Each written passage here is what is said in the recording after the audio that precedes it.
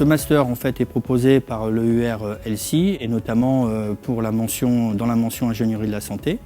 Il s'agit d'un master 2 proposé exclusivement aux rééducateurs, acteurs de la santé, qui souhaitent acquérir une dimension pédagogique. Le master propose donc 5 UE spécifiques, des UE spécifiques de la rééducation dans les 3 champs de compétences, le musculo-squelettique, mais aussi le cardio-respiratoire, tégumentaire interne et vasculaire, et le champ neurologique. Ces UE centrales s'accompagnent d'UE communication en sciences de la santé, d'une UE de pédagogie en santé, spécifique de pédagogie en santé, et aussi d'une UE de processus de qualité, et des UE autour de la recherche. Dès l'année prochaine, en septembre 2023, il sera proposé complètement en distanciel, des cours asynchrones et du face-à-face pédagogique de prévu. Et ce face-à-face pédagogique se fera exclusivement en visioconférence. Il faut compter approximativement entre 10 et 20 heures par semaine d'investissement personnel, et notamment en regard du premier semestre, puisque c'est là où sont concentrés tous les cours.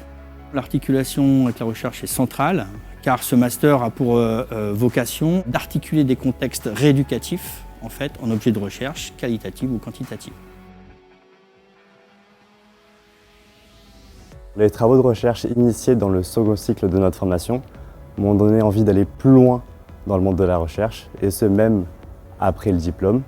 De plus, mes souhaits de donner des cours ou faire des interventions a été renforcé avec les projets réalisés dans le parcours EDUTER2S.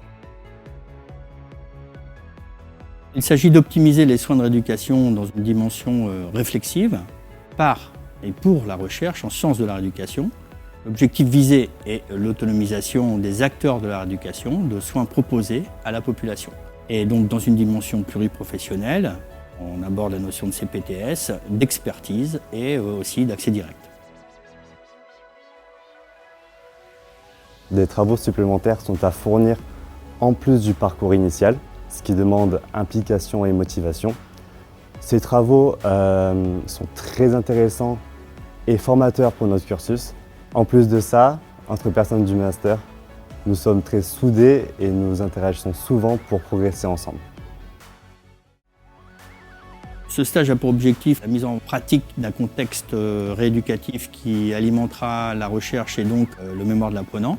Il se déroule à partir de janvier et jusqu'en juin, et il y aura donc une soutenance qui pourra s'étaler de juin à septembre.